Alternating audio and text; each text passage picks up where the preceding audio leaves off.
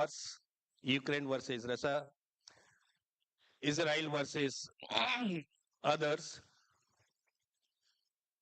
In that backdrop, wherein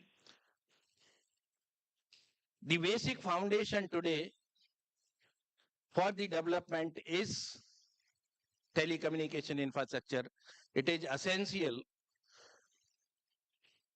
to understand the concept as well as the unwritten expectation promulgated by the government through these acts and entrusted to all of us to take it further, then in whatever the circumstances we may land to, our communication infrastructure has to be fully protected. It has to be robust. It has to be reliable. It has to be resilient. And in that respect, today's discussion is going to play a major role. And with this, I welcome you all here and also welcome my all the panelists who are going to give you the food after the actual food you had taken. So let's have the food for the thoughts. And may I have the honor to invite Mr. Abdul Qayyum to share his presentation uh, as directed by the organizer that let us try to limit our discussion by the 12 minutes. Sir, kindly limit your presentation by 12 minutes. Floor is yours.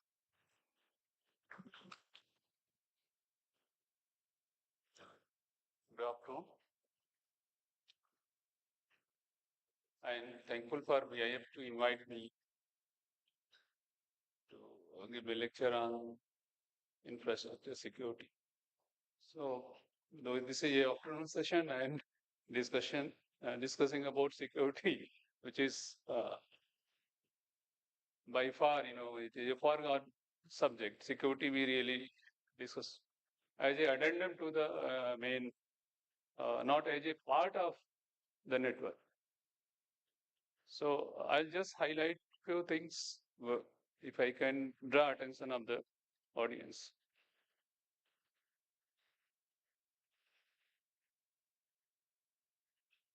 So I've arranged my discussion in 4-5 bullets. So as we all are aware, as a network, as communication professionals, we should really be bothered about what happened in the Middle East. The network was totally crippled. Many people got injured. So how much we have understood how this happened? We can make guess, lot of guess, but have we really understood what happened, how this happened? So this should really draw attention in a normal circumstance. In case of war, that is we can't even imagine. But even in the normal circumstances, any terrorist, if he can penetrate our network, it can do anything because we all carry mobile phones, we all carry laptop, so many devices in our close to our body. So how this could have happened actually? There are many points through which penetration to the network is possible. So what we did in last few years, there was a discussion that if we source our network gears from trusted sources, then we shouldn't be worried, isn't it? But if you see the origin of the devices, they are all from trusted countries. So how much trust it is really? Is it just by understanding that some countries are not to be trusted or some country to be trusted? Is that enough? So we are perhaps I can't be deny that there could be actors who have quantum computers of the level of significance that they are able to, you know, capture the network communication, right? We literature suggests that two most widely used encryptions are SA and AES. If they are not already broken, they will be broken soon once we have quantum computer of just 64 bits. If you have 64 logical bits, we can break the AES. AES is the most commonly used encryption in all our network. So as you can see, from 2021, not long back, to 2024, in 2021, we had just 127 qubit quantum computers. And by 2023, we have 1000 qubits of quantum computers. Just see the kind of development that is taking place, isn't it? And we already have 48 logical qubit computers. So the minimum needed for breaking AI is 64 qubits. So how far, 40 to 64, it shouldn't take much time to reach.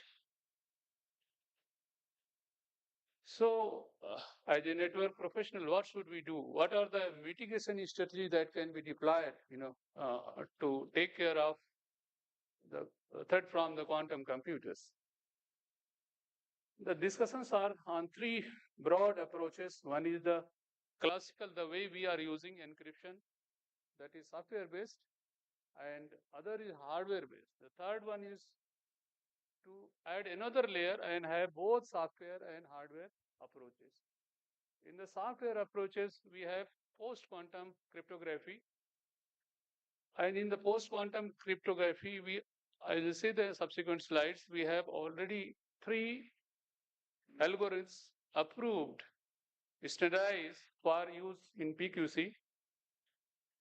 And in the hardware based approach, one is quantum key distribution. That is also standardized by and large. So there are a few countries who are going to follow software-based approach, and some countries are going to follow hardware-based approach, and few countries are following both software and hardware. US is leading, and their strategy is to go for software-based approach, and that is followed by Canada and UK also, and rest other European countries, they are primarily hardware-based, and over hardware they are also including software. China is too following both paths, and in India we are also following hybrid approach. So as I discussed, there are two paths. Software is the post-quantum cryptography, and hardware is the quantum key distribution. These are the two approaches that can be applied, or they can be applied together also.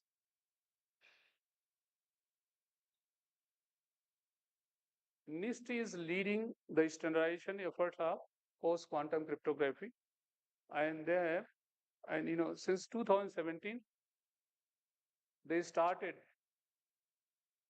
discussing about what could be the safe quantum cryptography, what could be the safest. So initially, as you can see, about 82 proposals were submitted, but during the trials, only 26 candidates cleared round one, and in round two, 7 could clear and 8 were taken as a reserve. And finally, in round three,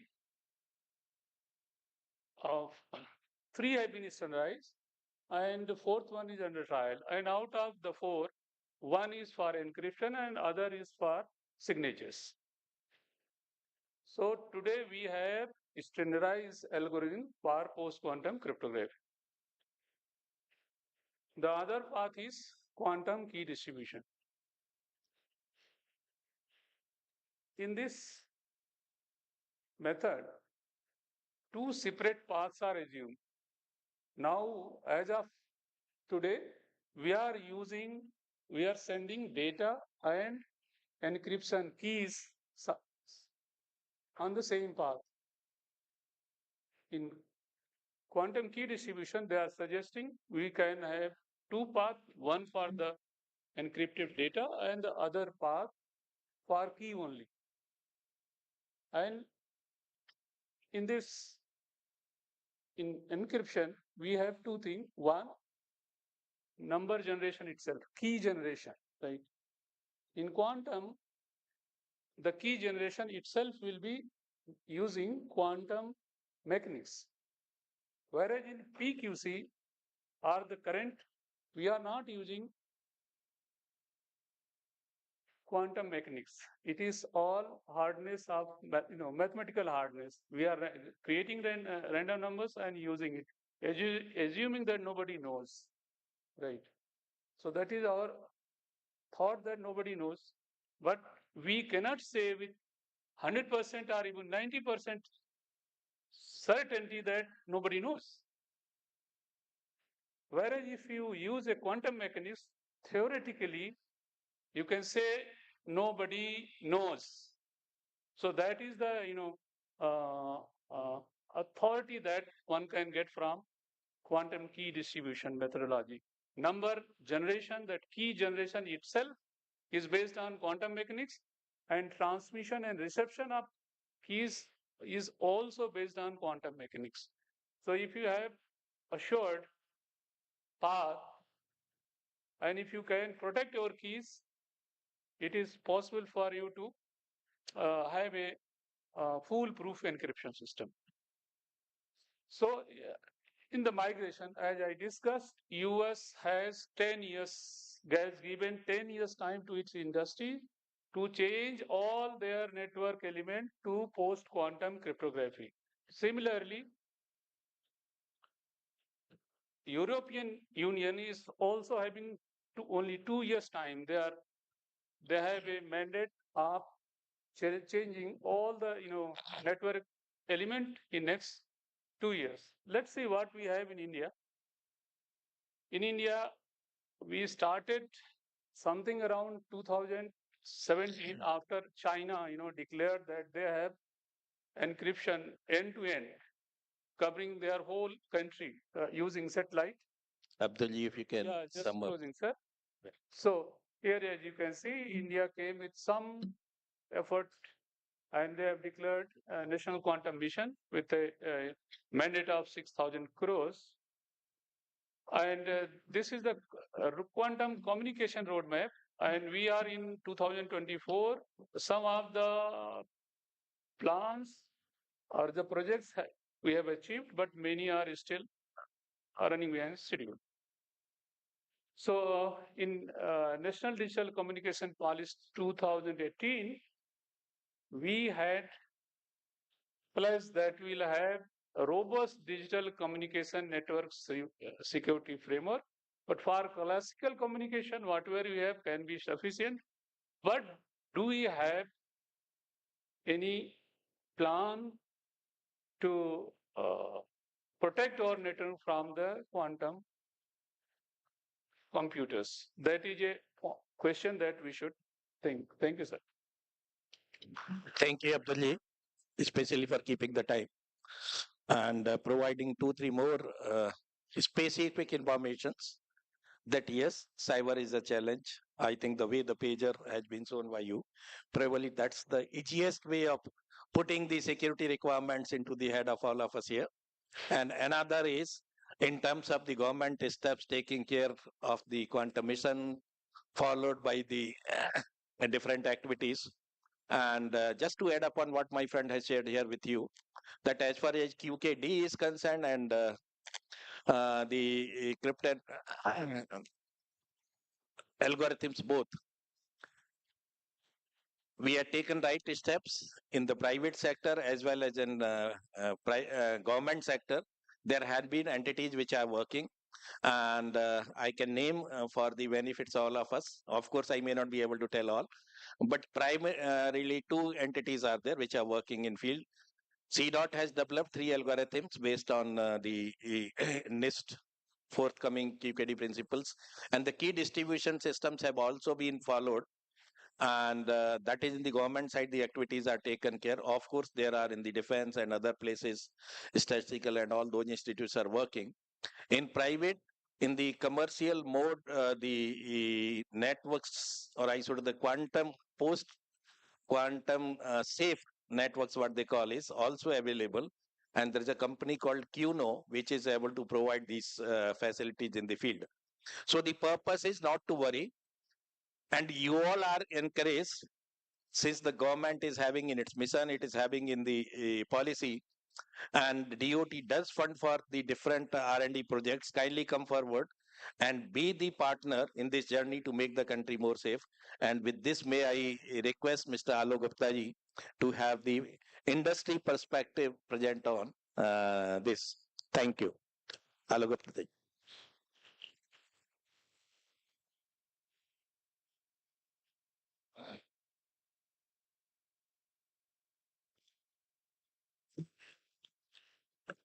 Thank you, Shakyaji. Thank you, Broadband India Forum, and of course, its sponsors for inviting me over to this very interesting uh, event. I wear two hats. One is, of course, I'm a co-chair with the BIF for their cybersecurity committee, and I'm also an entrepreneur and a founder of a company called Pyramid Cybersecurity. We have been in this space for last 14 years now, and I would not say 14 years is an old age because cybersecurity has been there for a fairly long time, but its importance started getting more and more in last decade or so. So today I'm going to talk about these 4 points. One is, of course, what are the growth drivers for need for cybersecurity in telecom? And then what are the cyber threats and risks which are faced by the telecom industry, which could include both the operators as well as the broadband and ISPs and everybody.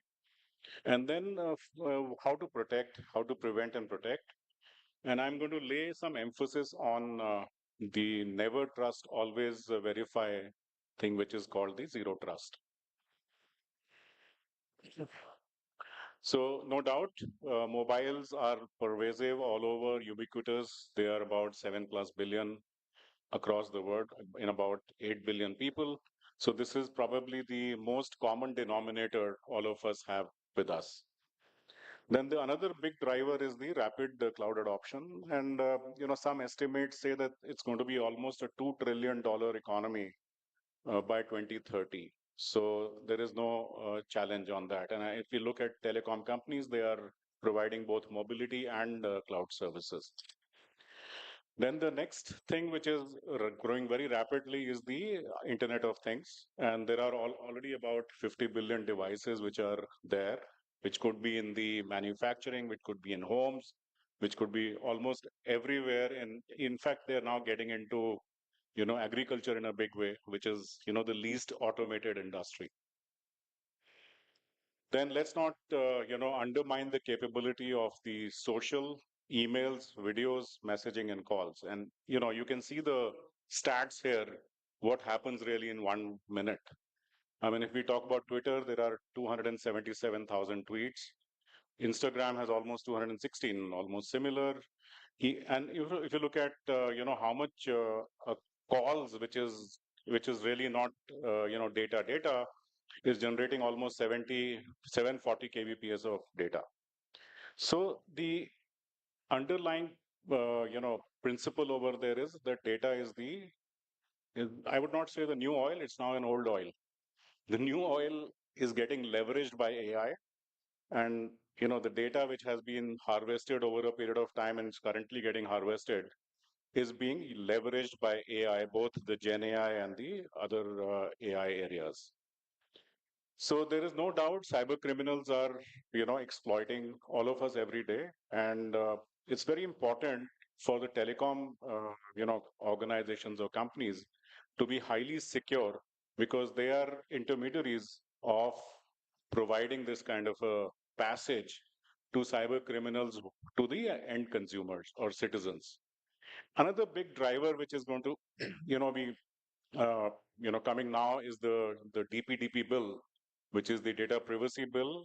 The rules are yet to be notified, but I guess they will probably go with a framework without the rules. And this will have a severe amount of penalties both for the people who are collecting data, PII data, both at the network end as well as at the consumer end. So cyber threats and risks faced by telecom sector. Uh, First and foremost, I would talk about malware and ransomware. So malware and ransomware story is not new. I mean, they have been there for ages. In fact, there are certain malwares which are custom specific for the telecom industry. I'm going to talk about that.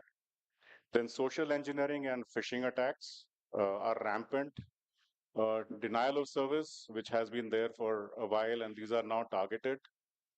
Then you have issues from insiders. Either they are naive or they could be, having some malicious interest, and then they could be used for doing, for letting the hackers or cyber criminals come in. Then we have these supply chain vulnerabilities, and of course, Mr. Kayam talked about, the pager thing, which of course could be could be possibly a supply chain challenge where it was intercepted in between, and then something changed there, or something was planted there in terms of next to the battery or whatever. Then you have the IoT devices, which are increasing by the day. And then one of the malware attack which happens on the telecom hardware is the sinful attack, which is a sinful is a malware which is designed where it can replace the original operating system by installing an image over there. So, I'll talk about some of the breaches which has happened lately. Of course, in our own country, we had, as certain reported that BSNL had a breach in December 2023, which was, because of a threat actor known as the Parallel, and a huge amount of data got, out, including the billing information and contact numbers. Then recently in August, we had a, 10-cent data breach, which had almost compromise of about 1.4 billion 10-cent customers, with their email, phones, numbers, and, their QIDs. Then AT&T experienced a meta breach in 2019, which was, of course, in the dark web and got reported only in 2024. And these are some of the major ones. And of course, there are a whole lot of other ones across the globe.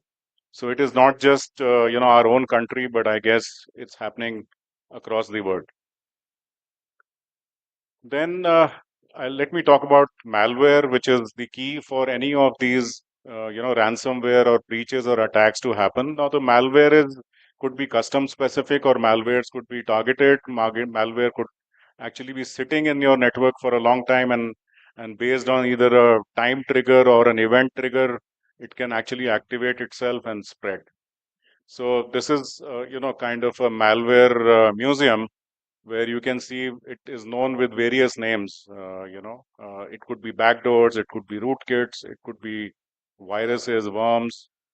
It's primarily a script which is written to, damage something. Phishing and ransomware attacks are very common today. And, I'm sure there are a lot of people who are losing money, defamation, and all, I mean, the reputation, and also issues which are coming in through the ransomware attacks. Then I have compiled a list of some of these most dangerous hacker groups which have been responsible for a lot of attacks which have been happening globally. And these attacks are primarily, to either influence elections, it is to, steal money, steal intellectual property, or even, help and support terrorism groups, in their endeavor. DDoS, I had spoken earlier, is nothing but to flood a network or a server with malicious traffic, and then it can decapacitate, or it can actually make it not work. Then how do you prevent and protect? So I would lay more emphasis, or the primary emphasis first, on the cybersecurity awareness across teams, across users who are using either the telecom network or the telecom IT infrastructure. So this is a key because people could be sometimes the weakest links in such areas.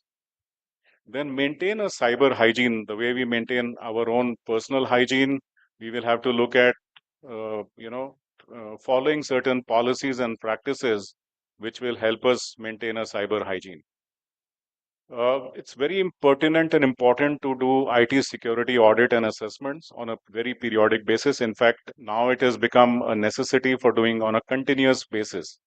If you look at vulnerability analysis and penetration testing are the two areas which can actually give you a, a rain check in terms of what is your current cybersecurity posture and how weak you are or what are the vulnerabilities you have. Then this is a very tricky exercise where the red teamers are fighting the blue teamers who are inside the organization of a telecom company to compromise them. And if they can compromise a blue team, with even an effort of a blue team, then there is a challenge with the network or the security. Then implement MFA, which is one of the part of the zero trust security, which I'm going to talk about in a while. Then everybody has to do a continuous monitoring using threat intelligence and SIEM tools. Then do a secure configuration management, primarily to ensure that the right configuration is always present when even a DevOps team is, making any changes to the applications or software. Then run, gamification in terms of phishing campaign assessments, where you are trying to entice the users to take a bait of a phishing mail, and if they take the bait, they will be scored negatively. Interesting to actually comply with the data privacy laws by various other standardized methods, like in Europe we have GDPR and over here we have DPDP.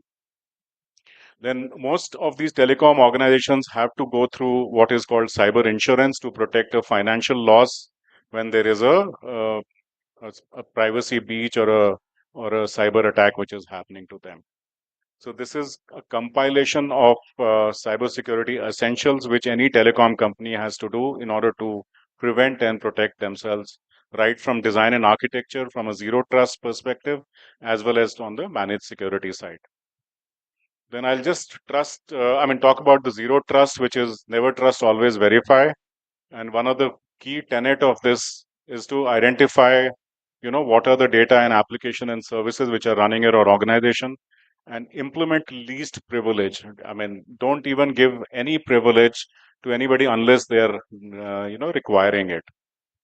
Then it's a holistic approach where you have to develop a strong identity, have a multi-factor authentication in place, and finally, thank you very much. So I hope I've Thank you, Alok. Most prominently for finishing your entire presentation within the given schedule of time. And let me also congratulate for two more things. One is, I think, covering the entire range of the security risk, from the Trojans to the latest things, and even highlighting the fact that these threats are not emanating only from the cyber criminals or from the small players, but there had been the state actors involved. Of course, the slide shown by him is based on the perception and the open internet information. It's not the claim by the panel or I think, by himself, that these are the facts in respect of which is the source country and which is not. We would not like to take as the platform of BIF to have those questions raised. But the things to follow is that if the proper care is taken by virtue of many instructions, it's easier for us to safeguard the interest. And one thing which industry may be aware or may not be aware, I would like to share in that aspect, that as far as having your cyber drills, so we have the 3 level of arrangements, which I would like to make a request you can use of. ITU does arrange it at the international level, and all of you can participate through the DOT. We do have cyber range, which is being practiced through the Mighty and DOT together. So you can have the blue team or red team of your own and can have your own set of the people to work towards that. And in addition to that, if any request comes from all of you or some of you, we would like to do as the DOT, the cyber drills for those specific cases. So with this, may I have the honor now to invite Mr. Manoj Mishra ji uh, to share his presentation and thoughts.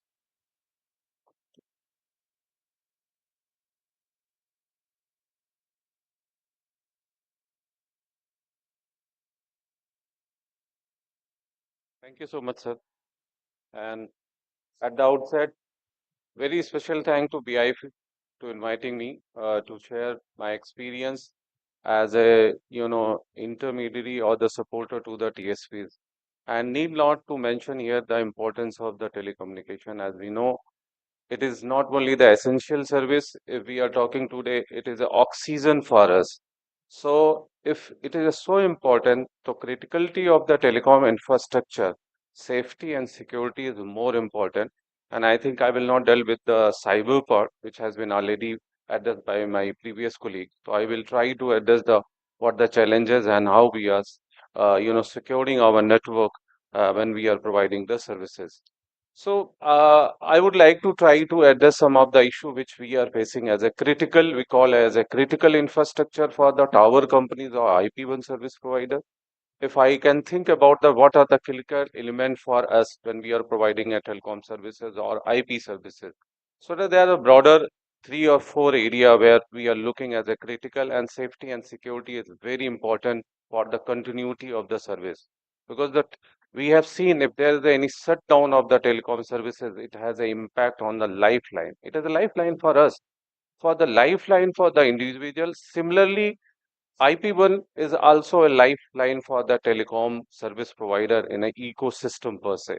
So if I have to share about that, what is broadly include for as an item, it consider as a tower, cell tower, antenna, power equipment, batteries, diesel generators, solar panel, and network elements, etc. and etc. Why it is important?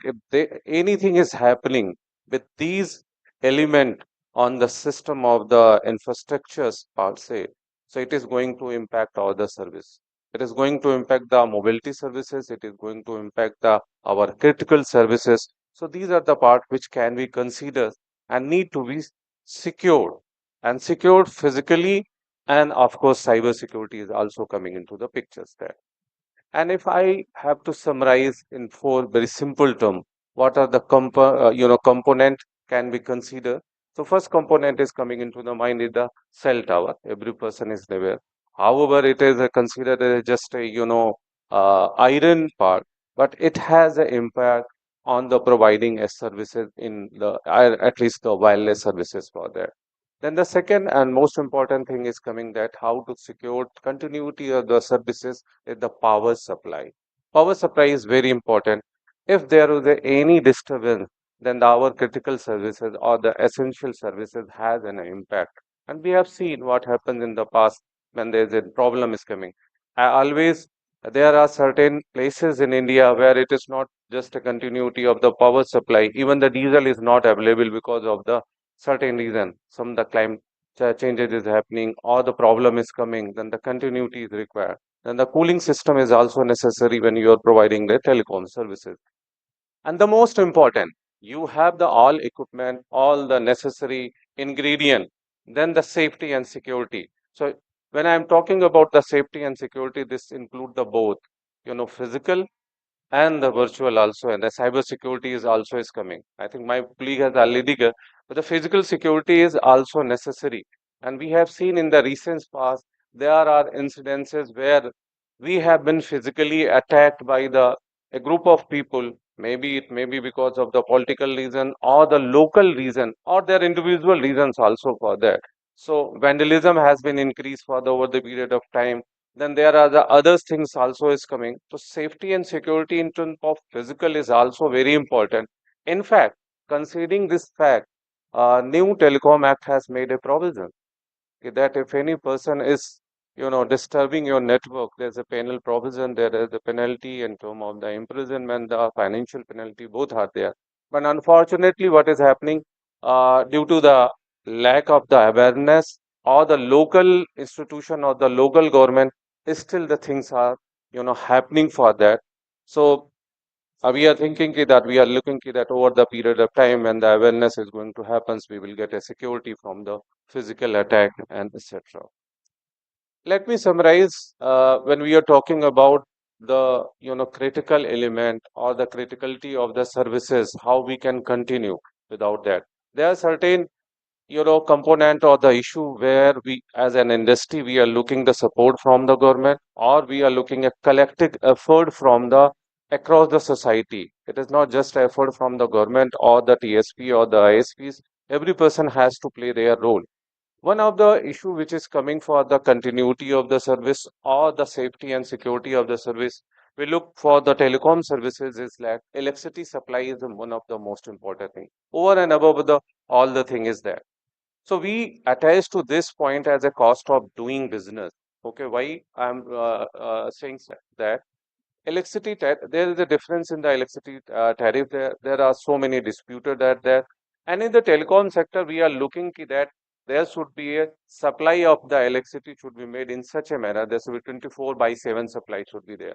When any TSP or the IP1 are applying for the connection, there should be a treatment, there should be at least priority connection should be provided. Since one hand we are saying it is essential service, second hand it is a oxygen for us. So if this is coming under such a category, but unfortunately until there's a no provision that if any application made by the TSP or the IP1 there should be any priority like the priority customer in the banking sector. But the similar provision we are looking if can be made by the government institution or by the Electricity Regulatory Commission or DOT and TRAI, that would be very helpful. There are certain cases where we are looking that it may be looked into by the government, like the concept of the prepaid, that should also be applicable for the electricity, because till now ad hoc billing is happening. There's a average billing is happening. Even there are certain connection where we are not able to get the bill, even the first bill we are fighting for getting a bill for the payment kind of the bill. So such problem is still there. If we wanted continuity of the services as a critical, then this is need to be solved. And in fact, since this is a forum and right now discussion is still going under the Telecommunication Act, various rules are under frame under discussion. New NDCP is also, I have heard, is under discussion that. Then there should be a concept should be made, the similar kind of the concept which applicable in the telecom, like the metering and billing. There is a strict rule for the metering and billing in the telecom sector. But the similar concept is available in the electricity sector, which is connected for the telecom services or the telecommunication, but it is not strictly applicable. So that need to be applied. And similarly, if any recommendation can be made by the government of India or the TRAI, that if there is electricity connection, it may be linked with the smart meter. IoT is available, but still it is lacking behind for the smart metering. If it is going to happen, that would be the helpful.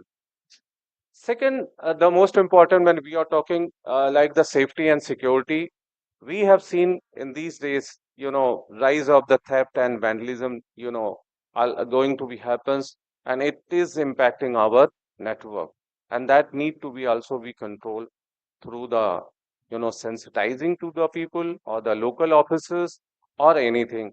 Even in fact, there should be, although provision has been made under the Telecommunication Act, if sensitized at local level and if can be put as a, it is a criminal offense or the non-bailable kind of the thing, then I think something can be get a support from the local administration.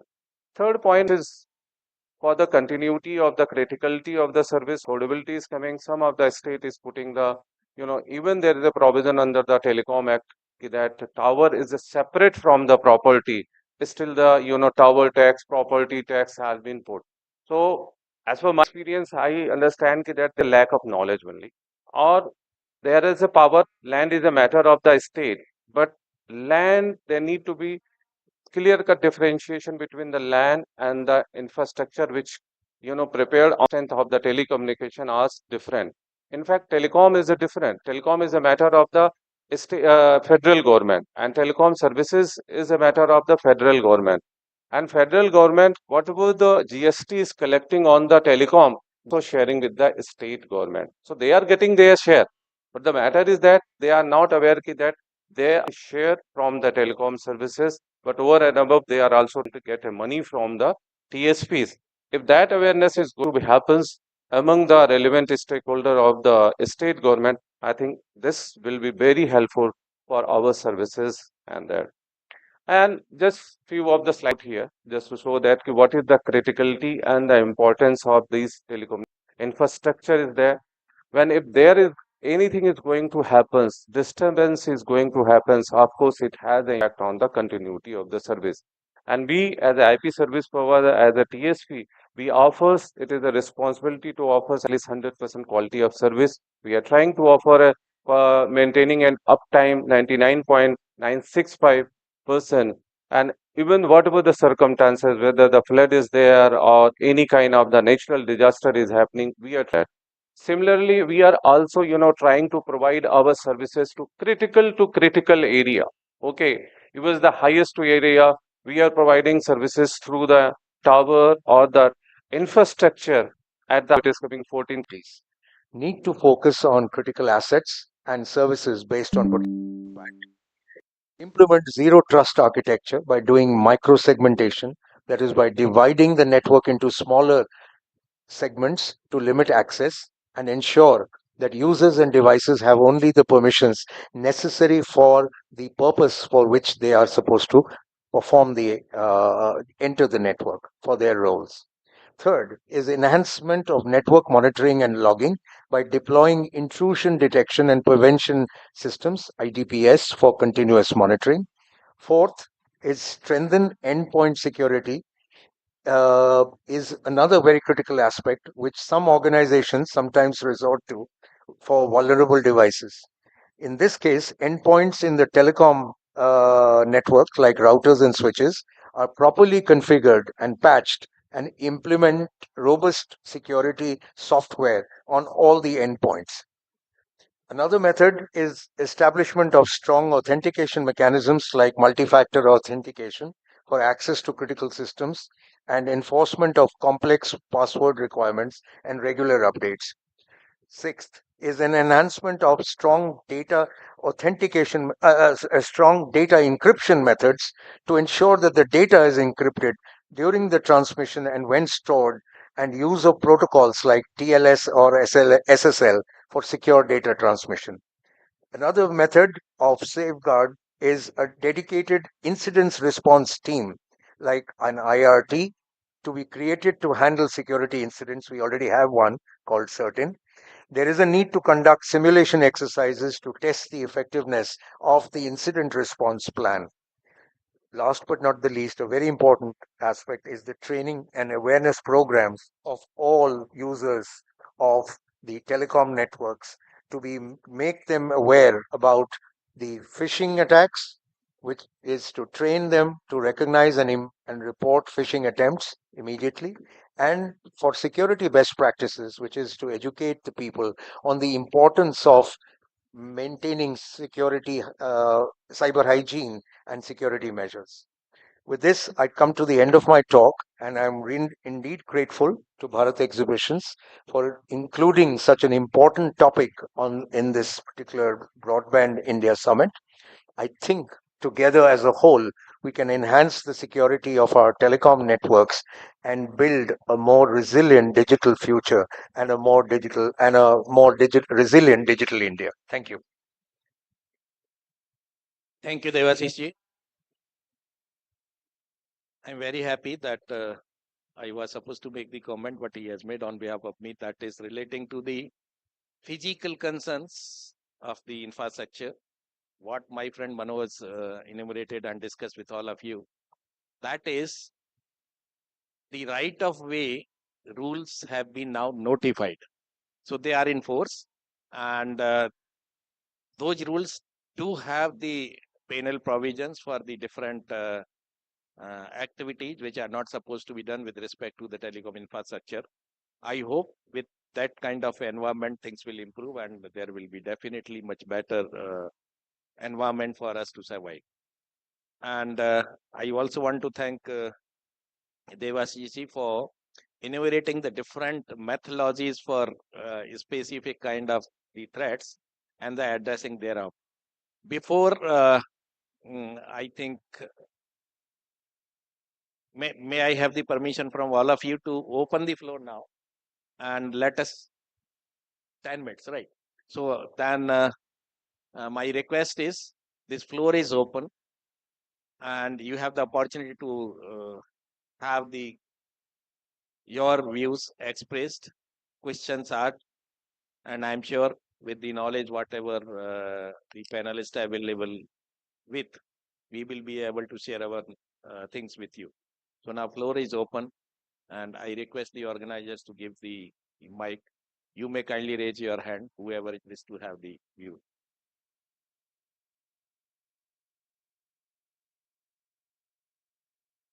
No questions, sir. No questions are there? Very good. So then let me try to sum up. So I think first of all, let me express thanks for the brilliant presentations made by my colleagues here.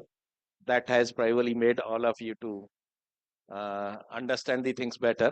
I don't assume that you all were sleeping because of the good food they serve, but probably you are silent because my colleague had done the better job. Right.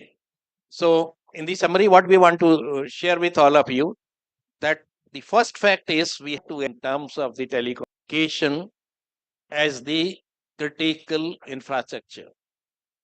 Today, you can't go with train, telecommunication infrastructure is not available because the booking will not be known, reservation will not be known. Same thing will happen with the services. If you want to book anything, even everything is available online, you may not be able to get your home. The most important thing like gas delivered or say the wheels. If you go to the defense side, I think wars can be win only when your communication networks are strong. To the extent that if you know the position or the let long of the enemy's preparations, probably sending missile is the much easier thing, and then destroying the person before raising is possible. But that all is possible. You have the strong communication infrastructure available with you, right? So that is the importance. You take any sector, sport, communication. Thank you to Mr. Manoj. Session. Just give us few minutes while we table for session after this group photograph.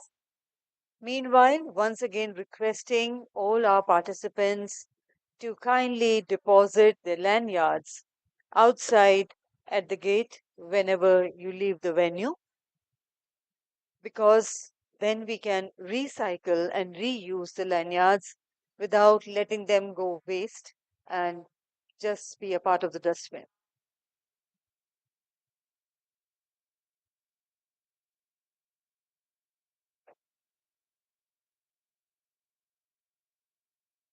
Ladies and gentlemen, we are now moving into our concluding session, which is a panel discussion session.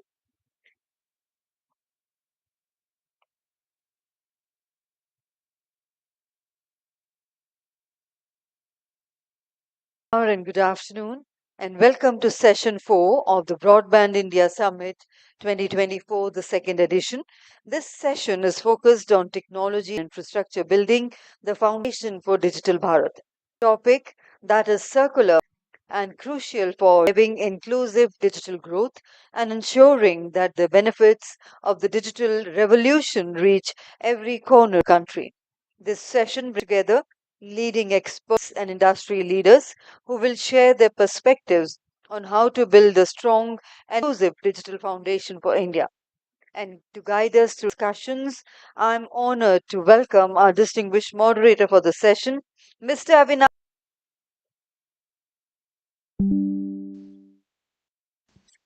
Yeah, good afternoon, ladies and gentlemen.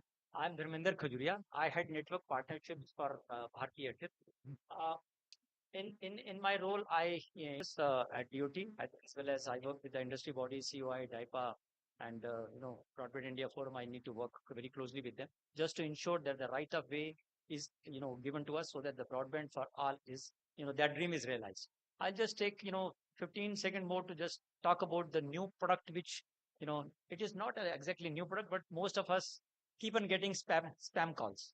So our MD has already launched day before yesterday. So becomes the first network which is anti-spam, which can detect with help of AI. So you don't have to, some kind of a app. It will automatically detect, share it with you, and accordingly you decide whether you want to take that call or not. And the accuracy is 99%. Right. I'm first discussing the mobile telephony perspective. We have 5% of the population is covered. Out of that, I don't know. I really can't say. I can't pinpoint whether it is affordability or what. The teledensity is around 85%, 85, 86%. Now 14% are left. Just I'm just keep that thing in mind. Now, if I look at mobile broadband, wireline and wireless put together, that figure becomes around 56%. That means there is a difference of 30 odd percent. That 30 odd percent converts, if you convert into number, that number become more than 300 million. So more than 300 million people are still on feature phone. So that is point number one. Point number two, if we talk about, what are the issues? If we look at, compare India with the world, then the wireline, wireline number, if I look at what is the wireline penetration in 100 people, it is close to 3 compared to world's 17 to 18 number. That clearly shows from a wireline perspective, we are way off. Okay. Now, what we need to do, I'm not saying that there is only, there are multiple, and all the stakeholders, all the experts are sitting here who can suggest a certain solution. But to my mind, if I divide this into two parts, one is urban and second is rural, and then I will say, how do I connect the unconnected? In urban case, what is happening? Earlier, we had multiple kind of rules and acts that has been very decently. Government has decided that telecom rules are coming. The draft, with the industry, the draft has been discussed. The rules have been discussed. So hopefully, in next month, the rules will be there. With the coming of rules and with the legal backing, we are very sure that lot many things should get settled, because those rules deal with right of way. When I'm saying right of way, if we want to have a wireline broadband, this can happen by two ways. Number one, you take the fiber underground, or you take the fiber overhead. These are the two ways if we are talking about wireline broadband. Now, when we go to a particular city, I won't name the city right now, we have multiple issues. Because the urban local bodies, whom we call municipalities or the wards, they have their different policies. Because those are independent bodies which are run by corporators, and the mayor is there. So the rules which a state is deciding or the center is deciding, because this ROW is a state subject. It is not a a central subject. So that means the rules of that urban local body, they can decide, and they can decide the charges, they can decide how do we deal with the applications. Now, the good thing which has happened with the intervention of DOT, and particularly National Broadband Mission team, and personally I've seen even Secretary DOT reviewing with the states. Secretaries from different states, that review happens once in 2 months, and applications have started moving really well. But that is happening in case of mobile towers. But for fiber, I think there are still lot many issues. Maybe on the next round, I will further delve onto that. Thank you. So if I can summarize, is it correct that there are two main issues that you mentioned? One is handset limitation, like feature phones. Second, you mentioned about ROW, which is a limitation in case we are talking of wired line, not the wireless one. Okay, thank you. So maybe you have a point, Sanjay ji. I'll add a point. So, I'm based in the United States and I travel all around the world. And this is a challenge for every part of the world, right? It's not just in India. In the US, there's big incentive and motivation to connect everyone. There's a big program called BEAD, Broadband Equity and Deployment. You go to the UK, there's Project Gigabit. You go to Latin America, the government is trying. At the end of the day, what I feel the demand is there. It's about things like right of way. It's about things like cost. Does it make sense from a business standpoint? And what I see as a completely unbiased person is that this requires the public sector, the government, and the private sector to work together. And India is doing that already with BharatNet and other programs. There's incentives being put in place. But this is where the economies are going to outpace each other. Because if you look at the strength of India in the rural places, once we bring broadband there, you can only imagine what India can unleash. So I believe around the world, it's about the government and the private sector working together to address the cost and right of way issue. Just wanted to throw that out. What exactly should be the gap? Whether there is a gap between the government and the private sector working together, or is it what exactly is I it? think it's starting to happen now. Okay. Like if you go now, the government and the private sectors are starting to work together. And it'll come down to how efficiently and how fast each country can move in that direction. Because it's clearly the way the economic prosperity of that country is going to rise based on bringing together everyone on the broadband journey. What's up you would like to take it? A very important part is that we have to look at NTN, and that SATCOM is very important. But the opportunities which are coming our way in the country, we have to be fast in grabbing them. And why am I saying that? Uh, Eutelsat OneWeb is in the sky for more than a year. And they have started providing services all over the world. They've got all the necessary licenses here. And here, even our telecom policy now is very clear after the whatever discussions we had on how to allocate spectrum. But the spectrum is yet not allocated. This is an opportunity cost. And it really puts a restraint on future people who will be coming into this SATCOM world. And why I'm saying is future people is because SATCOM has to be a co-traveler with terrestrial communication to ensure that the digital divide is overcome. If you see in BharatNet also we've gone places, but the last gap will be fulfilled only by SATCOM because the cost of vibration, the tower, the everything, it's not possible. We will have to use satellite communication for that. And when it is available to us today from Geo to Leo, we might as well grab what we have. Okay, thank you. So I will repeat the same question on this side, but I will just mention 2, 3 figures which I just copied from TRI report.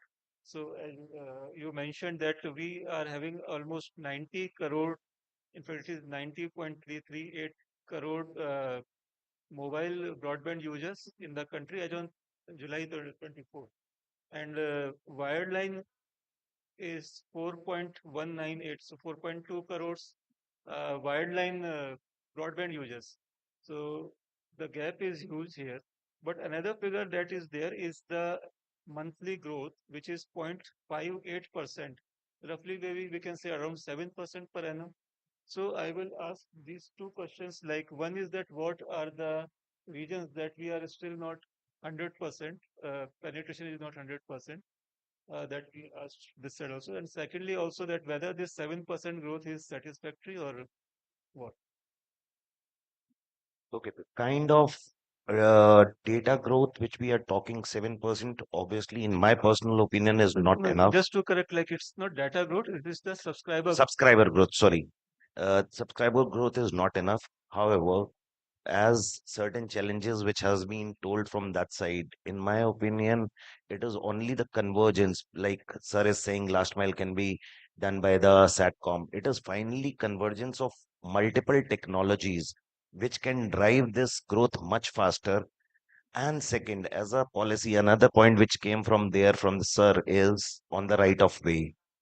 See, when we are obviously India has a federal structure where states have their own powers and center has its own power. But when we are defining the national telecom policy, when we talk about telecom policy at the national level, the challenges associated with that also should be addressed nationally rather than leaving it to the individual municipality or states, and it has to be a consensus between the states and center, which governments have to make among themselves so that it becomes a part of the telecom policy itself. Because these are the hindrances where telcos are ready, but the whole process takes so much time. Obviously, it slows down the growth. So, two things. One, during the policy timing itself, these kind of challenges should be mitigated. And it is the convergence of technology which can grow the numbers much, much faster for us.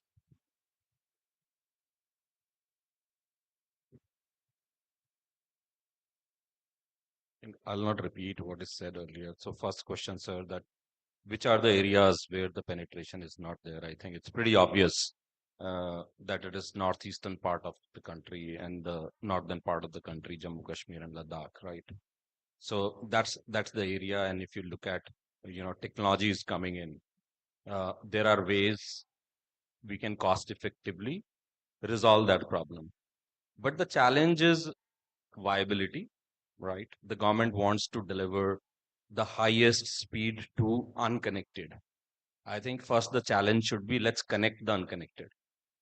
For an example, in the morning, the first session we talked about the honorable USF administrator talked about 300 Gbps of average data usage. Now, great, that is probably driven by entertainment, that is probably driven by commercial aspect of it. But should that be funded, or how much of that should be funded? Cannot we give them just a 10 Gbps connectivity to start with so that they're connected? And gradually the technologies are coming up. So viability is one part. The fiber line operators, terrestrial telecom providers won't ever find certain areas viable to lay down the fiber.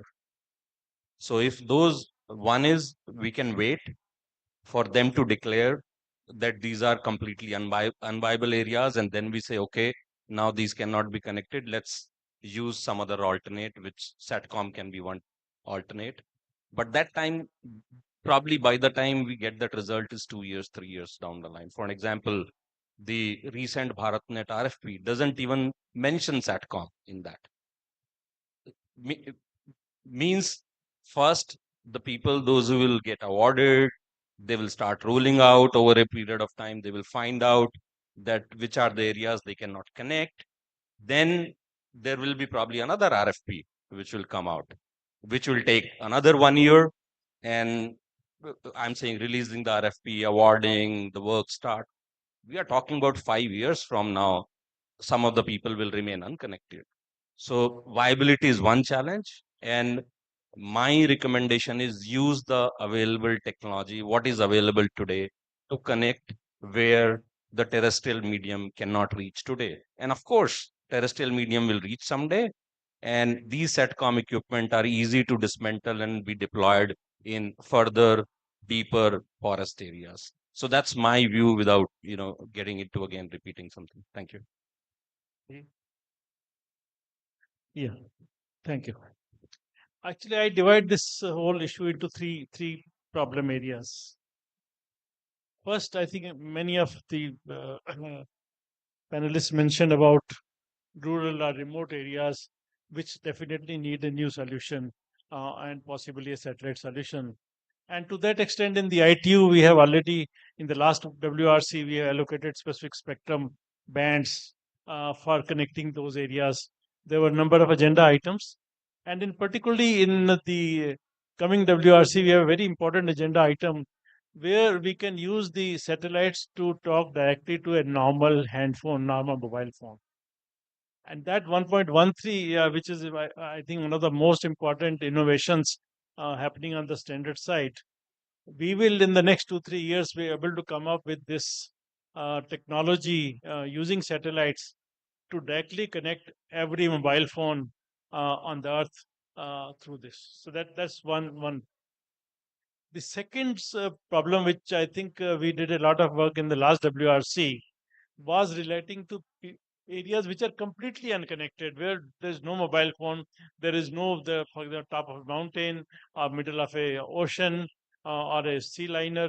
Those places again, those have to be connected through satellites. And we had two very good agendas in the last WRC conference. But the third issue, I think, which perhaps is not so imminent, but it is not, some people call it connecting the unconnected, but I call it connecting the connected. And connecting to connected means even here in Delhi city, if I'm going through an area where there is a lot of traffic, almost everything stops. The device density becomes so high in populated countries like India and China that it is almost impossible to download anything or upload anything. And for that, I think in the ITU we have come up with the 6G technology. India is on top of the world trying to come up with the 6G technology as a way, which will be a combination of terrestrial, NTN, and other technologies altogether, and new spectrum bands, connecting the rural or remote areas where there are factories, etc. I think we need to open bands like 6 gigahertz and maybe the V band for connecting long distance places which are not connected today. So those are the multiple solutions that we are standardizing, which can be then used to provide this both connecting the unconnected and connecting the connected. Thank you. Okay, so anyone would like to take that 7% growth on this side, or should we move to the next? Okay. Anyway, like I think we all feel that it can be much higher than 7% per annum. Okay, one thing that if I got the figures correct, you mentioned about 30 crores or so which are having feature phones. So why they are not going for the these what do you call these handsets? Smartphones. So what is the limitation, like why if we are talking of satellite connectivity as the option for connecting these people, but then that satellite phones would be still much higher than the cost of our smartphones. So one way could be that we just provide them smartphones, maybe as a subsidized or whatever. Uh, Is it not a very fast way to achieve at least the low hanging fruits? Like they have the connectivity, like in the sense at least 4G must be there, maybe 5G is also there. So if we just provide them handsets, is it not possible? Like I just understanding, and it's not limited to you. All are free to give their views on this. That why we cannot just persuade or encourage or finance or whatever people having feature phones to get smartphones, so that at least they are having broadband. 30 crores, I understand is the figure. So I think there are two answers to that. Number one is if we divide the problem in two parts. Number one is whether affordability is a issue or intent is it. Okay, some of the people might not be very comfortable using a smartphone. As far as finance is concerned, I think India is a country of entrepreneurs. So even at a rural level, I think people are ready to finance because most of the people know each other. If somebody is ready to get into a smartphone, either some of the companies are financing it, but they are financing at a urban level. But at a say semi-urban level, I think the finance companies are already there. But at a rural level, the entrepreneur has to finance it. That is one. As far as companies are concerned, I think what the phone manufacturing companies have to think that can they further lower the price? I mean, is there a possibility if we are looking at Make in India, if the parts are getting manufactured here, they are getting PLIs on on manufacturing phones in India. Can a phone be created which is very very low price, which can at least support 4G, if not 5G? I know 5G chip is slightly on a costly side, and handset I think are available at more than say 12 or 15,000 right now 5G. But 4G, what you're saying is possible. This is one possibility for sure. Yep.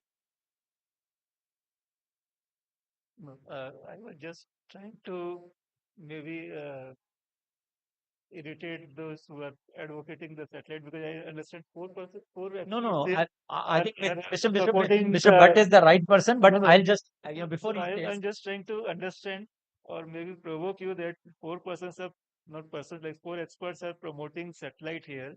and I'm not against satellite, but I'm just wanting to understand that if people don't want to get or cannot afford a smartphone, how do you think that they will be willing or availing those satellite services, which I think would be costlier at least than the 4G or 5G services? So, firstly, we have to look at our intent. Do we see the remotest area getting connected important for the growth of India, or we don't require it? If we see it has to grow, it has to be a sovereign commitment of how to do it. Now, the sovereign commitment can be done either, like you said, by providing a sat phone. That would be an old idea. It has to be the primary device is this. Everything is moving towards this, at least for individual use. So it would be more important to provide broadband, and for broadband, maybe 4G, if not 5G, mobile would be more logical, because this direct to device is a little ahead, maybe a few years.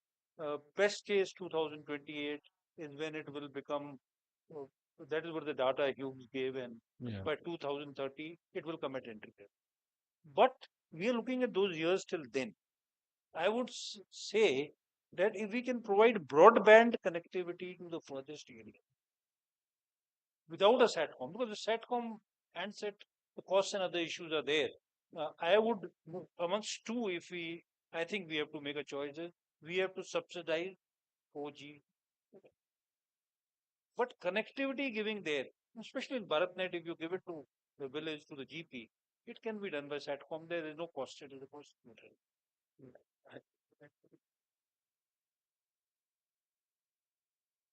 Yeah, I'm actually going to take your side.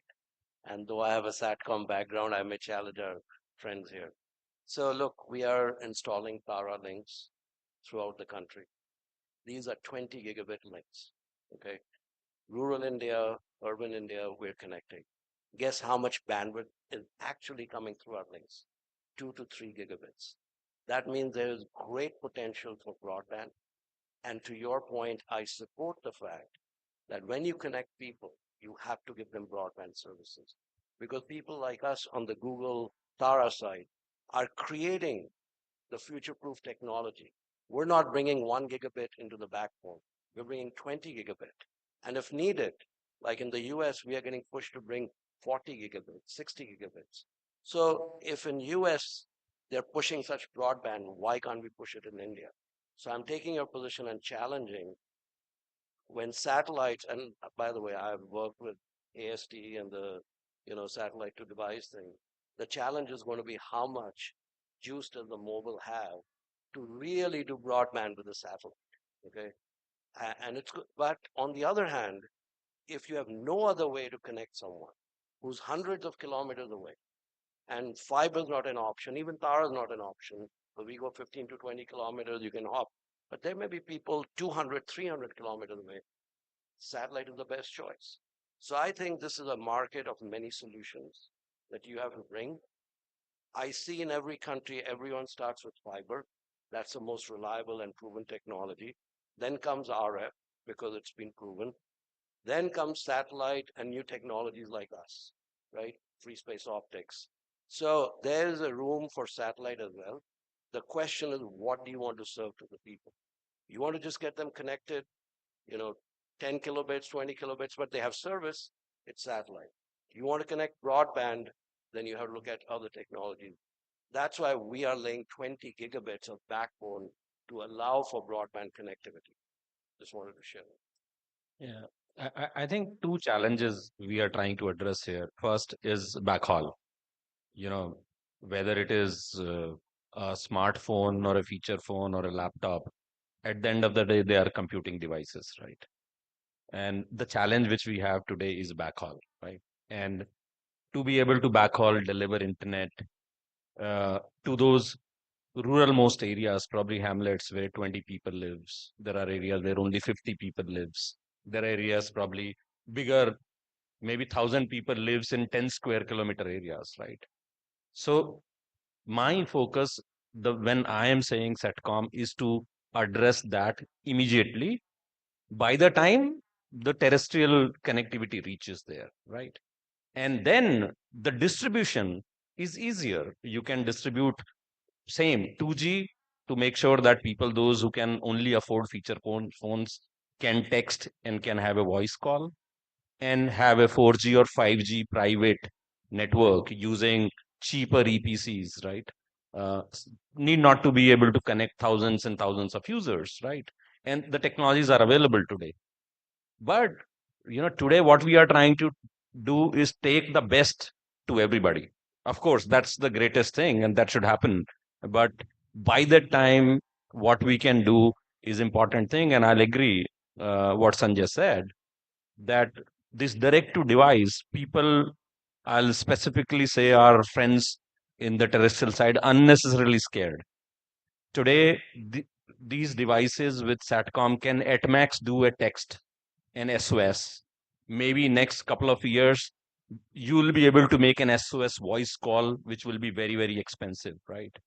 It is like 5 to 7 years away when there will be a meaningful uh, I don't know whether I can still call it broadband, whether broadband will be available for next 7 years using direct to device through Satcom. I'll say no. That is only when a person is in mm, dire need to contact somebody and doesn't care to spend money, will use that service. So it's still very far, though. My colleague also shared a slide where it's 5G from satellite directly, right? It will happen. The pilots are happening. Doing testing is fine. Somebody I remember 5 years back said, on satellite, we are able to get 1 Gbps of capacity. When I asked the configuration, he had point to point 9-meter antennas connected. I said, is there a business case? No. So the thing is, what is possible today, cost effectively, and in a shorter period of time, and we should adopt different policies addressing different problems. These are completely different problems. Thanks. So I think all of us agree on everything that you need multiple technologies, multiple solutions. There are all kinds of solutions. It's a huge country, and you can possibly use everything that is needed. But I think my main focus is, can we connect those remote people who can do some kind of a local factory, local manufacturing, or local horticulture or something, and export some product? They need connectivity, and that connectivity is the first prime requirement, because we want to make this country a production hub and export hub. So private networks connected through the satellites, that I think is the first importance. We can have lots of WhatsApp video messages and all that, but I think most primary requirement for the country is, how do we connect thousands of those small factories? Can they send their things on Amazon? Can they sell it or export it? Those are the kind of solutions that we need to prioritize. Thank you.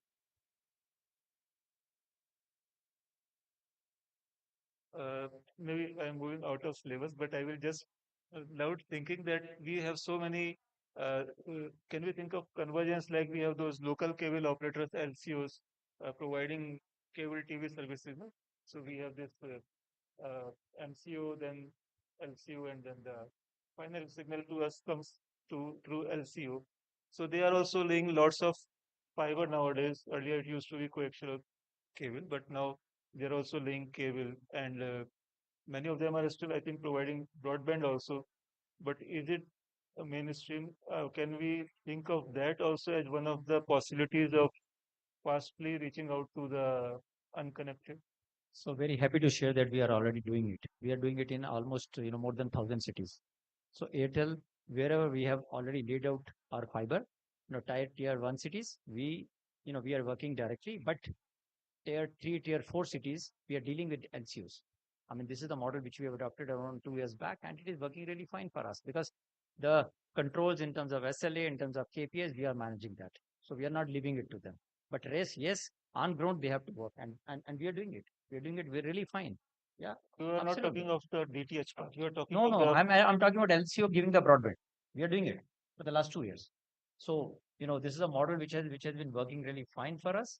And, maybe only the top, say, 40, 50 or 100 odd cities where we are dealing directly, rest it is through LCO. So that way we are not competing with them, we are collaborating with them. So that is one piece. Second, I think it is very important for all of us to understand that, during BharatNet, some of the states picked it up that we will lay the fiber ourselves, we will try to connect the panchayats. So whether it is APFSL, whether it is TANFIN in Tamil Nadu, whether it is Chhattisgarh government, I think a lot of governments did that. But unfortunately, they want to market it at a very, very high rate. I mean, they want to, get revenue out of it, which is unfortunate. But having said that, I'm saying we wanted to connect the panchayat, we wanted to give broadband to the villages, but that should be available at the market rate. I think the rate at which, BBNL is giving a fiber, that is the kind of rate which the central government should advise them, and the government at a local level should understand, so that the usage of that fiber which they have laid can be done. If you're trying to monetize, I'll give you an example. Say uh, any state you pick it up, say for example, Assam. Now, Assam government will have, say, overhead fiber, which we call OPGW fiber, they will have, say, in excess of 2000 kilometers. But looking at the rates, I will pick up only 5 kilometers where I really, really, really require.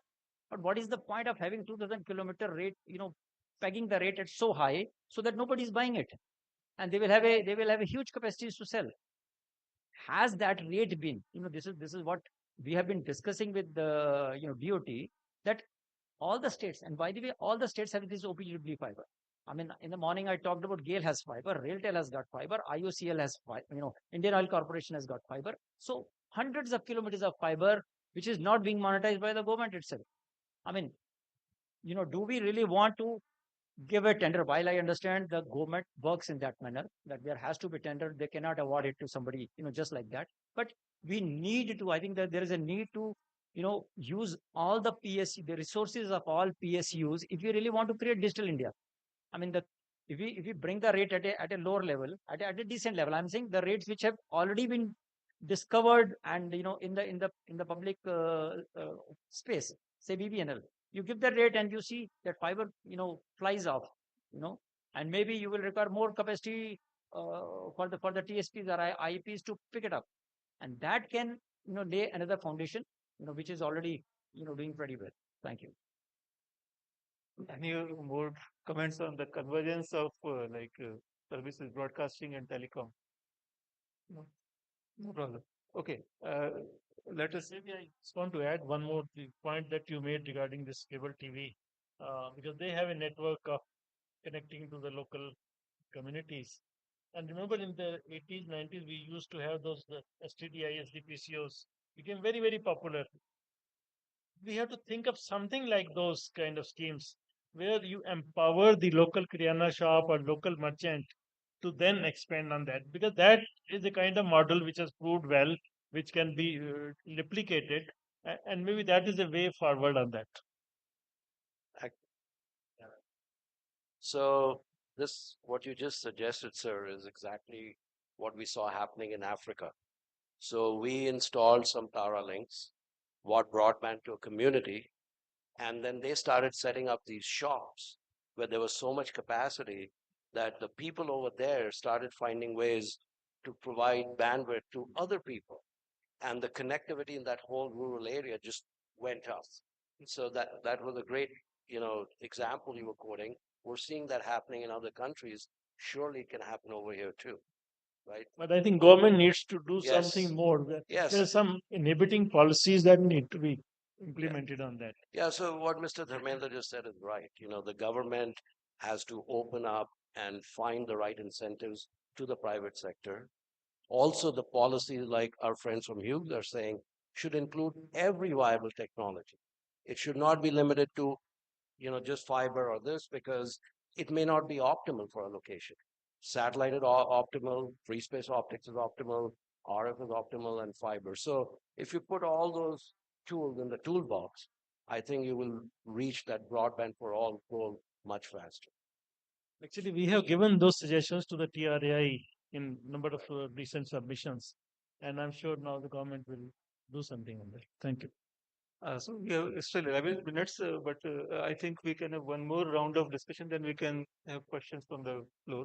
So I would like to focus on the regulatory issues or the technological challenges that need to be flagged. Like some points were mentioned about ROW, you mentioned about coordination between the center, between the government and the private players, then not mentioning in RFP was mentioned by Dharmendra ji.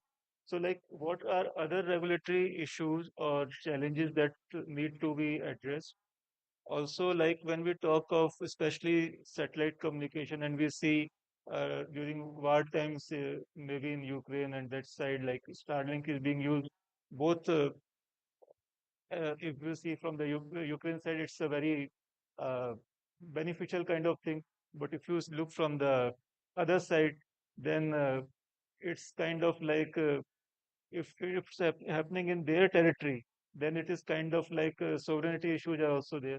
So all those things, like what are the issues or what are the challenges that need to be flagged?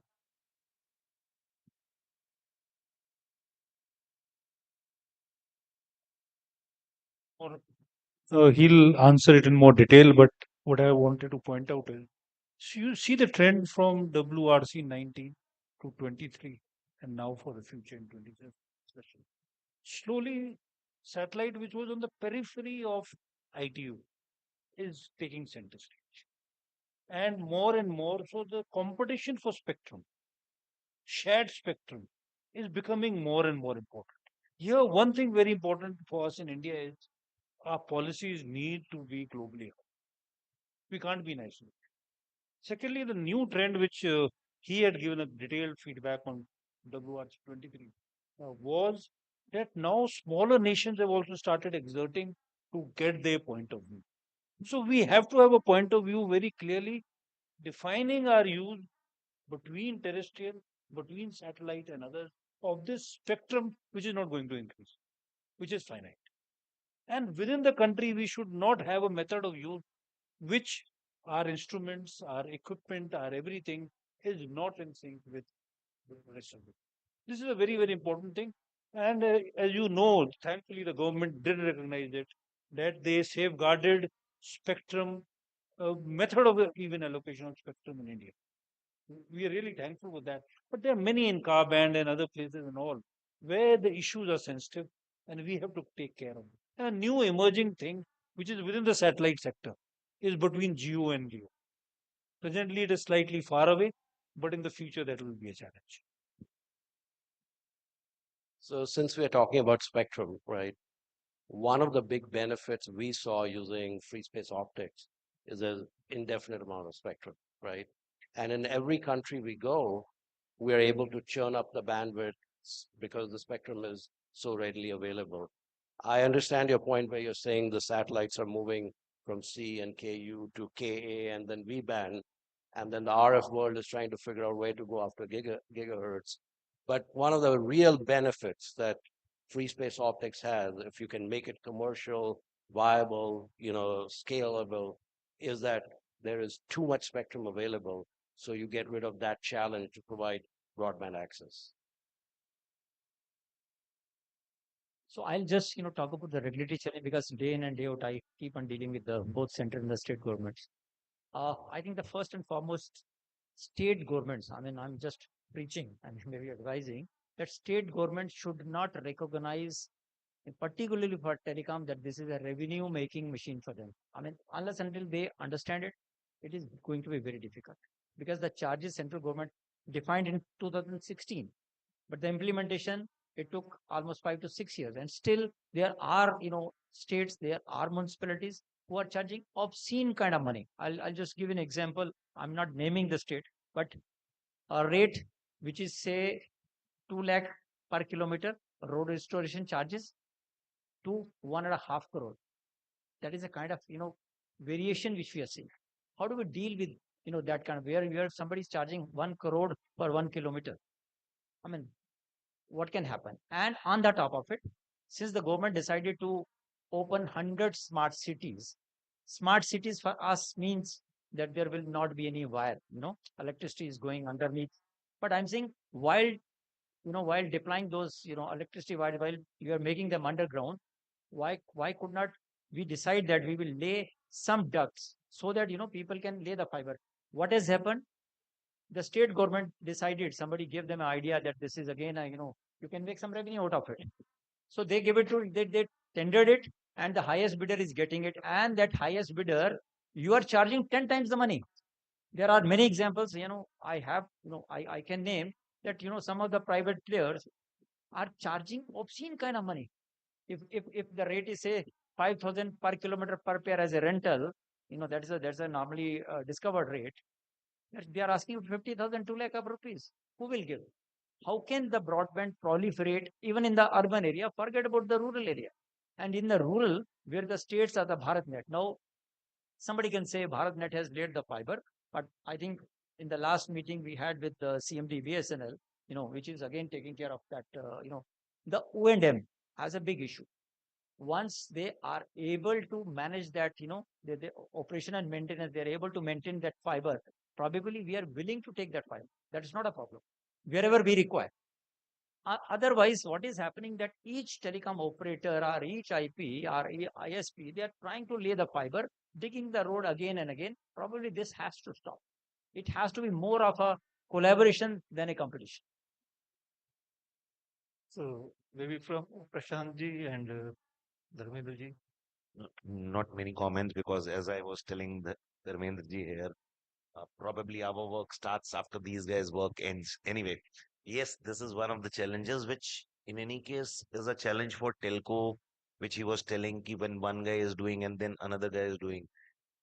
I'm talking from a even from a citizen perspective, it is a lot of inconvenience getting that thing again and again, and same money is being spent again and again from the private players, be it from the private players. Finally, it is all the nation's money, nation's worth somewhere being spent with again and again, which should not be. So that one coordination, and as I said, there are certain things when we are defining as a telecom policy. Again, I'm coming back to the same point, which we know we face the same problem over and over again. That particular things probably can be part of the policy itself so that it becomes guidelines straight away. One final comment here, just drawing an example which my colleague Dharmender has just said. You know, the Satcom business, overall data voice business is not more than 1,500 crore, maybe 2,000 crores, right? Thinking about auctioning the spectrum there, I don't want to use the word I want to use. Today, why we are not able to provide VSAT connectivity to the rural most area? Because it is already considered as expensive service. That's why the penetration is not happening. By auctioning that, we want to make it even more expensive, means that business will get killed completely. And a technology which can provide a meaningful connectivity today. Now, look at the resources being wasted. OneWeb was launched about, 2 years back, services ready over India, and it cannot be commercialized because it is waiting for spectrum allocation. That's one constellation, billions of dollars spent on that. Then you have Starlink, though they are our competitor. But of course, by default, that capacity is over India. We are lucky, actually. Nobody ever designed a satellite LEO or MEO constellation for India, because when they thought of the idea, the regulatory framework of India was very closed. We are lucky that by default, these capacities has come to cover India. And thankfully, the policy is opening up, is more welcoming now. But I think these should be approved immediately, with ABC of conditions, I would say. That's my last submission. Thanks. Exactly. I mean, everybody who has anything to do with telecom will say, why are we holding up the satellite licensing policy? Because capacity is there, terminals are there, users are there. It is just somebody's signature that is awaited, where we can do a lot of this. It's not just this one only. Even from a operator's point of view, if you see a lot of places where you can't put fiber, you could actually do maybe a E band or V band easy connectivity at 6 gigahertz, but it's not being allowed to be opened up. Is not being allowed to be opened up. Those bands, if you delicense, it will be zero cost to the operator. They can just roll out low cost microwave terminals and provide these kind of connectivities. But we are all holding up ourselves not letting 6 gigahertz delicense, not letting V-band delicense, not letting E-band opened up. All of these issues, very simple and no-brainers, can be resolved so easily. So thanks. I get frustrated sometimes. Thank you. I am told that we are running short of time, and perhaps she is not allowing us to take questions from the audience. So I would thank all the panelists. We had a very wonderful discussion, and no, she is not allowing us to take any questions, so we cannot. You have to Excuse me, take a sir. break. Sir, actually, we have a constraint. We have to vacate the hall at 4:30. So, but our speakers will be here, and you can interact with them over a cup of tea and coffee served outside. So, thank you very much indeed, sir. And let's put our hands together for that wonderful panel discussion session.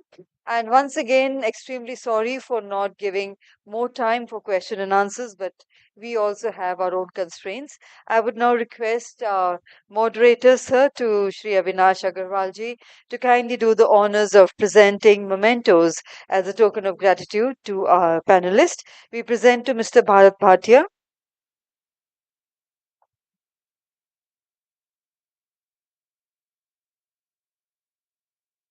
Thank you very much indeed. We present to Lieutenant General A.K. Bhatt.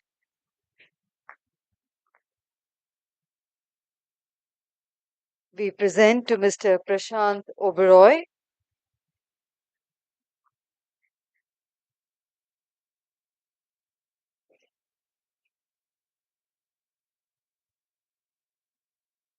We present to Mr. Dharmendra Singh.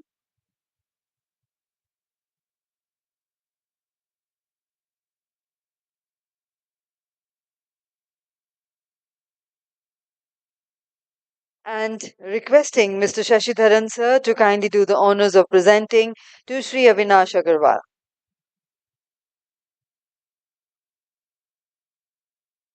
And a group photograph of the panel, please, before we close the proceedings. So, ladies and gentlemen, with that, we close the proceedings of this session and of our second edition of Broadband India Summit 2024, which was organized by Bharat Exhibitions and co-organized by Broadband India Forum, along with the support of our partners.